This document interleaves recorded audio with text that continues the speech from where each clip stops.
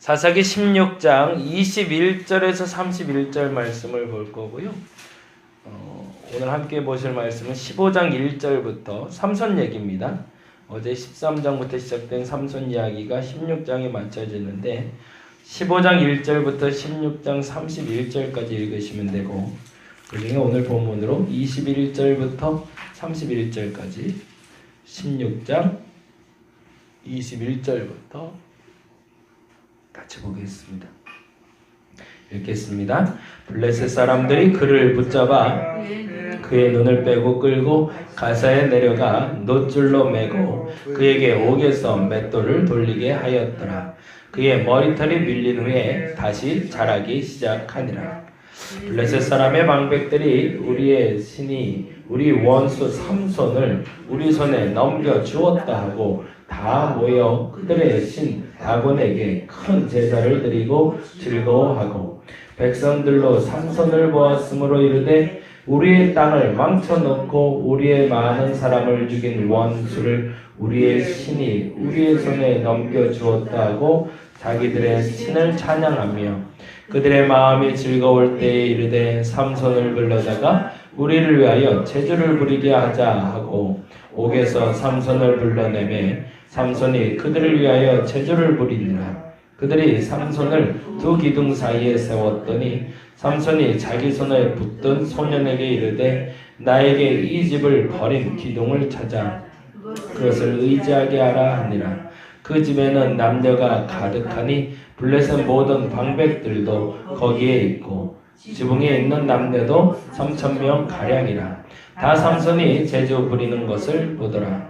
삼손이 여호와께 부르짖어 이르되 주 여호와여 구하옵나니 나를 생각하옵소서. 하나님이여 구하옵나니 이번만 나를 강하게 하사 나의 두 눈을 뺀 블레셋 사람들의 원수를 단번에 갚게 하옵소서 하고, 삼손이 집을 버틴 두 기둥 가운데 하나는 왼손으로 하나는 오른손으로 껴 의지하고, 삼손이 이르되 블레셋 사람과 함께 죽기를 원하노라 하고 힘을 다하여 몸을 굽히매 그 집이 곧 무너져 그 안에 있는 모든 방백들과 온 백성에게 덮이니 삼손이 죽을 때에 죽인 자가 살았을 때보다 죽인 자보다 더욱 많았더라.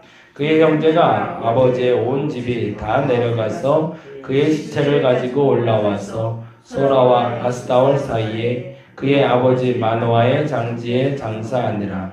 삼손이 이스라엘의 사사로 20년 동안 지냈더라. 아멘. 아멘.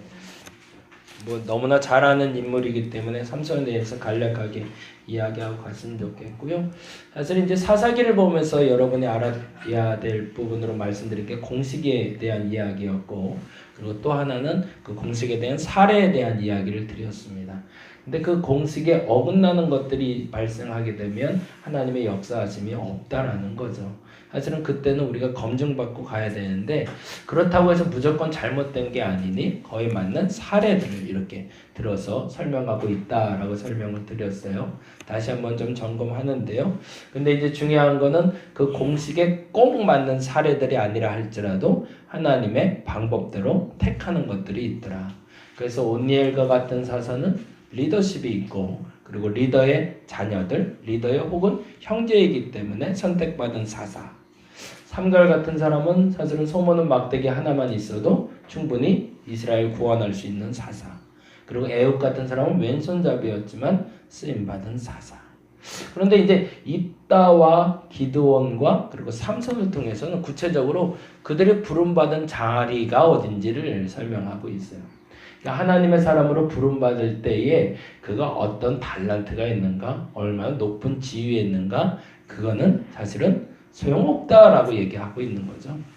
온니엘처럼 우리가 잘 아는 갈렙의 형제, 그 정도의 우두머리급이 아니더라도 하나님께 쓰임받을 수 있다라는 걸 알려주는 게 온니엘이라면, 에훗과 삼갈처럼 왼손잡이라도 쓰임받을 수 있고, 그리고 삼갈처럼 소모는 막대기 하나만 잘 다룰 수 있어도 하나님께 쓰임받을 수 있다. 그러니까 어떤 도구를 가졌든 어떤 지위를 막론하고 하나님의 사람으로 택하면 가능하다. 근데 여기서 자꾸 전제가 되는 게 있는데 그걸 놓쳐버렸던 게 뭐냐면 주의 영이 임하시면이라는 전제거든요.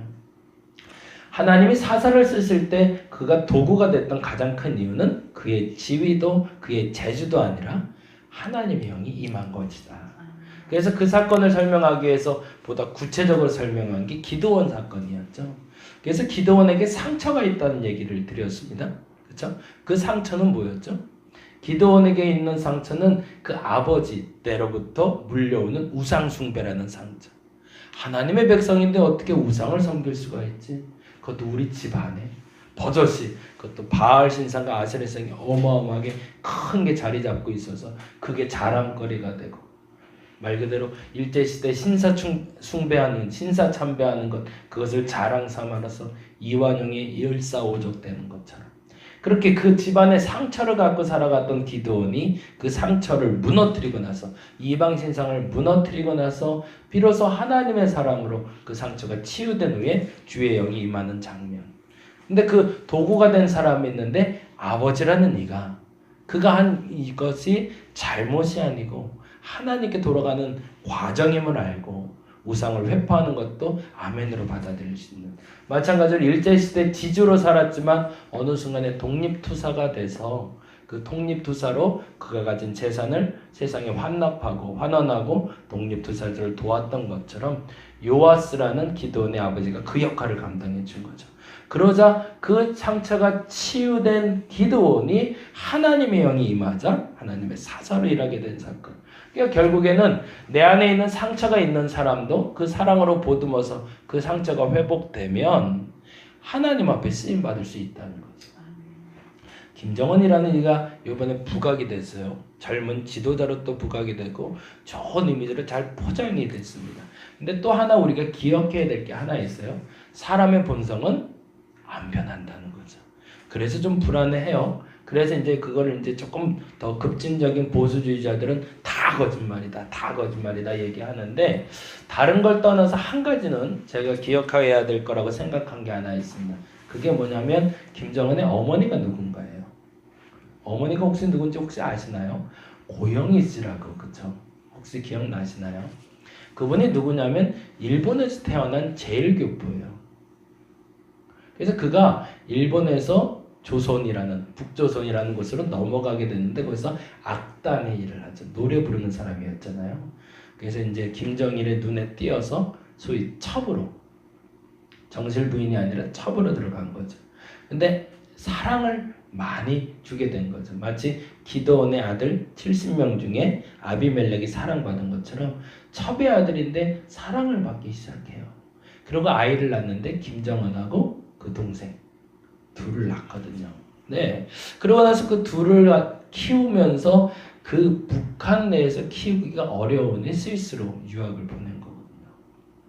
근데요, 북한이라는 사회가 우리가 잘 아는 대로 출신 성분이 굉장히 중요한, 백두혈통이라고 자기들끼리는 얘기하는데, 김일성의 직계로, 김정일의 직계로 그렇게 내려오는 혈통이어야 순수 혈통이라고 하겠는데, 이 김정일은 한 번 섞여도 매우 잘못 섞인 혈통인 거죠. 왜냐하면 그 어머니가 일본 사람이니까. 그거는 북한에서 가장 첫 번째 척결 대상 중에 하나였던 거죠. 근데 그에게 사랑이 쏟아지기 시작하니 김정은에게 자꾸 애착이 가니까 김정은이 할 수 있는 일은 뭘까요? 끊임없이 상처받는 일이죠. 그 형제들 두고 봐라, 내가 10만 얻으면, 이런 전제가 계속 컸겠죠. 그래서 김정남 사건도 일어날 수밖에 없었던 거고. 근데 이런 이에게 공통적으로 나타나는 특징은 그 상처를 보듬어 줄 수 있는 상황이 안 되기 때문에 그 상처를 풀어가는 방법은 하나밖에 없습니다. 뭐죠? 복수밖에 없어요. 내가 너희보다 조금만 더 잘나지면, 조금 더 힘 있는 자리에 올라가면 두고 봐라, 내가 너희 가만 놔두나. 그래서 이가 쓴 단어 중에 아주 재미난 단어가 하나가 나왔는데, 김정일 시대까지 나오지 않았던, 그 친구들 표현으로는 남조선과 북조선, 그리고 또 하나 해외 동포가 나와요. 지금까지는 나오지 않았던 단어거든요. 근데 김정은은 요 세 번째 해외 동포를 얘기를 해요. 이 해외 동포는 어디에 있는 사람을 얘기할까요? 제일교포들을 얘기하는 거죠. 북녘 땅에 있는 북한 사람들. 그러니까 그 어머니에 대한 그림자가 그에게 남아있는 것을 알게 되는 단어가 됩니다. 근데 우리가 좀 염려해야 될 거는 그의 상처가 치유되지 않은 상태에서 좋은 모습으로 드러났다는 겁니다. 결국엔 그 상처를 건드리게 되면 그 상처는 또 터져버릴 수밖에 없다는 거예요. 그래서 어찌 보면 다른 유에 대해서 우리가 많이 기도를 해야 되지만 그의 상처를 보듬을 수 있는 방법을 하나님이 찾아줄 수 있도록, 사실은 기도원처럼 사랑하는 이가 와서 그 상처를 보듬어 줬을 때 그 상처가 건강하게 회복이 되지만, 그렇지 않을 경우에는 반대급부로 나타날 수밖에 없다는 거죠. 그 처절한 예가 바로 입다라는 사람이었죠. 입다는 아까 말씀드린 김정은과 똑같이 첩의 자녀로 태어나서 기생, 그것도 매춘부의 아들로 태어났으니 얼마나 비참한 삶을 살았을까, 평생을. 그러다 심께나 쓴다고 그러니까 여차해서 심이 더 커질 것 같으니까 오히려 제거 대상이 돼서 그 장로들이 나서서 너 입다는 나가버려 라고 집안에서 축출시켜 버리거든요. 근데 그 상처를 안고 살아가던 입다가 그 상처를 아는 그 깡패들과 어울려 살다가 세력이 커지니까 사사라는 미명하에 그를 이스라엘 구원하는 구원자라는 감투를 씌워주게 되자 그것이 그의 상처의 보복 심리를 자극하는 계기가 됩니다. 그 얘기를 하는 가장 큰 이유는 뭐냐면 입다의 선포 때문에 그래요. 입다가 전쟁 나가기 전에 하는 선포가 뭐였죠? 잘 기억나시나요 혹시? 입다가 그런 얘기를 해요. 하나님, 만일 내가 이 전쟁에 나가 전쟁에서 승리하고 돌아오면 내가 나를 처음 맞이하는 일을 하나님께 번제를 드리겠습니다. 그 말이 무슨 말일지 제가 예전에 옛날 드라마 하나 보다가 해신인가 그 장보고 해신 장보고 보다가 제가 깨달았는데 나중에 주석책 보니까 그게 맞더라고요. 딸이 나와서 죽잖아요 결국엔. 근데 입다는 딸이라 상상하지는 않았던 거였죠. 그럼 그의 마음속에 나의 첫 번째 나를 영접하는 사람은 누구라고 생각했을까? 해신 장보고를 보니까 그렇게 돼 있더라고요. 장보고가 나중에 해코지를 당해서 관리들에게 해코지 당해서 어쩔 수 없이 비트로 백의종군하게 되다가 또다시 해적들이 쳐들어오니까 진짜 흰옷을 입고 이순신처럼 또 나가게 돼요. 그래서 해적을 소탕하고 돌아오게 되는 장면이 있었습니다. 그래서 바다에서 맨 앞에 장군들은 항상 칼 들고 이렇게 딱 앞에 서 있잖아요. 딱 이거 쫙 배 타고 쫙 물 가르고 딱 들어오는데 맨 앞에서 그 선착장에서 쫙 도열해서 그를 맞이하는 사람이 있더라고요. 누굴까요? 그를 해코지하고 내쫓았던 그 관리들. 근데 그 관리들 중에 가장 높은 직책에 있는 사람이 맨 앞에 서 있더라고요. 그리고 장보고를 맞이하며 악수해주는 장면이 첫 번째 장면이었습니다. 입다가 하고 싶었던 건 뭐였을까요? 입다도 알고 있었던 겁니다. 전쟁에 승리하고 돌아와도 나는 저들의 우두머리가 될 수 없다는 거예요. 저들이 나를 인정 안 할 거를 알았던 거죠. 그들을 보듬어 준다 한들 그들이 나를 품어줄 대상이 아니라 이거. 그럼 뭐 하겠다는 얘기죠? 전쟁이 승리하고 돌아와서 저들을 내 손으로 제거해버리겠다는 거예요. 근데 핑계가 있죠. 뭐요? 하나님의 손으로. 내가 너를 죽여야 되는 이유가 있는데 그 이유는 내가 하나님께 선포하고 나갔기 때문이에요. 내가 그렇게 기도했다. 어쩔 수 없다. 내가 하나님께 약속받은 게 있는데 라고 갔겠죠. 내가 하나님께 약속받은 게 있는데 내가 이 전쟁에 승리하면 첫 번째 나를 맞이하는 사람을 내가 번제를 드리려고 했다. 길라 장로 중에 최고 우두머리가 앞에 나와 있을 것이라고 생각했겠죠. 아니면 그의 형제 중에 하나가 맨 처음 잘난 척하고 나와서 나를 또 맞이하겠지. 그럼 내가 그를 번제를 드려야겠다. 무서운 복수의 칼이죠. 근데 얼토당토하게 자신의 딸 악사가 탬버린 치면서 나와버린 거죠. 근데 그럴 때 만일에 이 기도원 시대의 사사의 패턴으로 보자면 개인에게도 똑같은 패턴이 있는 거죠. 범죄하면 징계받고 징계받으면 하나님께 부르짖으면 해결되는 게 공식이거든요. 근데 그 부르짖음을 하지 못했던 게 입다의 결국의 실수였습니다. 만일 부르짖었다면 그 딸을 죽이고자 하는 그 명령은 떨어지지 않았을 겁니다. 그래서 학자들이 예전에는 그를 번제로 드린 것이 아니라 그냥 처녀로서 영원히 죽게끔 만들었다라는 어떻게든 좋게 해석해 보려고 이렇게든 저렇게든 막 애를 써봤는데요. 근데 원문 해석대로 정확히 보면 번제로 드린 게 맞습니다. 얼마나 처절했을까요?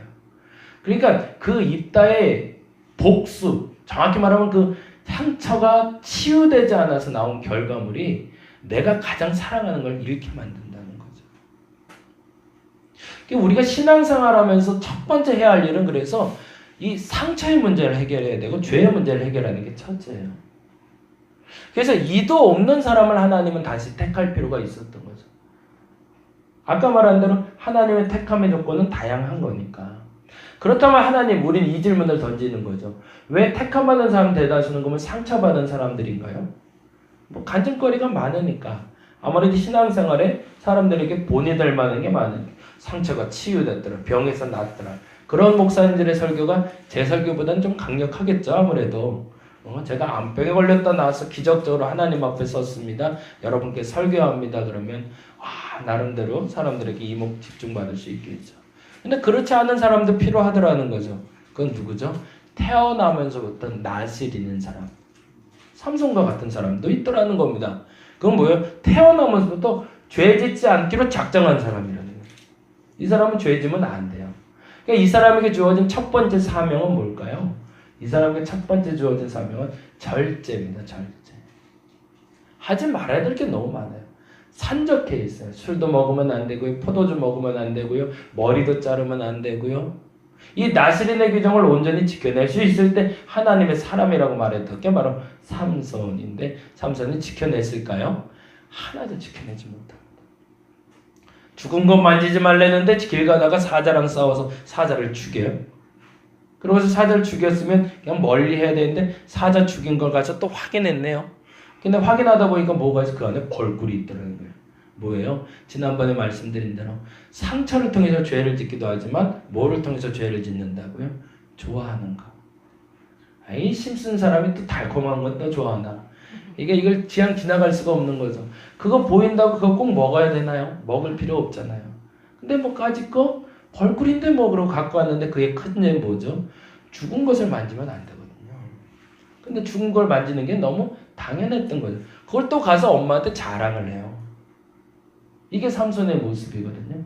여자들 멀리 해야 됐거든요. 근데 기생들하고 사귀기 시작해요. 뭘 못한 거예요? 절제해야 되는데 자기가 좋아하는 걸 절제할 줄 몰랐던 겁니다. 지금 자기에게 주어진 게 얼마나 좋은 건지 몰랐던 거죠. 그러니까 가장 좋은 것을 잃게 됩니다. 그게 뭐죠? 머리가 잘리게 되죠. 하나님 주신 가장 좋은 건데 나스린의 규정이 파기되는 사건입니다. 근데 오늘 본문에 이렇게 나온 거죠. 16장 22절. 죄송해요. 할 얘기가 많아서 오늘 좀 빨리 얘기했는데 그냥 다 들리시죠? 괜찮죠? 네. 조금 천천히 가면 더 좋겠지만 벌써 6시네요. 22절 같이 한번 읽어보겠습니다. 그의 머리털이 밀린 후에 다시 자라기 시작하니라. 사실은 여기에 하나가 더 붙었어야 돼요. 그의 머리털이 밀린 후에 다시 자라기 시작하니라 뿐만 아니라 그의 머리털이 밀린 후에 그가 회개하고 그의 믿음도 함께 자라기 시작하니라. 이렇게 돼야 정상인 거죠. 근데 그 말은 쏙 빠져 있는 거죠. 머리만 자라기 시작하는 거죠. 그건 무슨 말이에요? 이 말에는 또 하나의 단어가 숨겨져 있는데 그의 믿음은 자라지 아니하고 그의 복수심만 자라기 시작하는 거죠. 그가 좋아하는 것을 절제하지 못하는 그것을 말하면 죄가 생성됐고 그 죄는 결국에 그에게 상처를 남기게 됐고 그 상처를 치유하는 방법은 오직 하나님 앞에 나가는 건데 그것을 하지 못함으로 말미암아 머리는 자라기 시작하지만 그 언약은 다시 자라기 시작했지만 그의 믿음은 자라지 못했다는 겁니다. 그러니 결과가 어떻게 되는 거죠? 28절이죠. 28절 말씀 같이 읽어보겠습니다. 삼손이 여호와께 부르짖어 이르되 주 여호와여 구하옵나니 나를 생각하옵소서. 하나님이여 구하옵나니 이번만 나를 강하게 하소서. 거기다 동그라미를 좀 해주세요. 이번만 나를 강하게 하소서. 안타깝지만 이것은 삼손에게 주신 가장 큰 위대한 능력이었습니다. 이번만 강하게 하려나 그는 영원히 강할 수 있는 사람이었습니다. 근데 그걸 잃어버린 거죠. 왜요? 절제하지 못해서. 한 가지 더 팁으로 말씀드리면 삼손에게 준 건 지혜가 아니었습니다. 힘이었지. 근데 모든 일을 지혜롭게 하려고 애를 썼어요. 머리로 하려고 애를 썼다는 얘기죠. 근데 그게 그를 낭패로 이끌게 됩니다. 그에게 준 건 힘이었는데. 그리고 이렇게 얘기합니다. 이번만 나를 강하게 하사 그 다음에 같이 읽어봅니다. 나의 두 눈을 뺀 블레셋 사람들의 원수를 단번에 뭐 한다고요? 갚게 하래요. 복수죠, 복수. 거기 갚게 동그라미를 좀 해놓으세요. 상처가 치유되지 아니하면 그 상처를 치유하는 방법을 사람들은 복수라고 생각을 합니다. 이건 옳은 걸까요? 그런 거죠. 그게 하나님의 방법이 사실은 아닌 겁니다.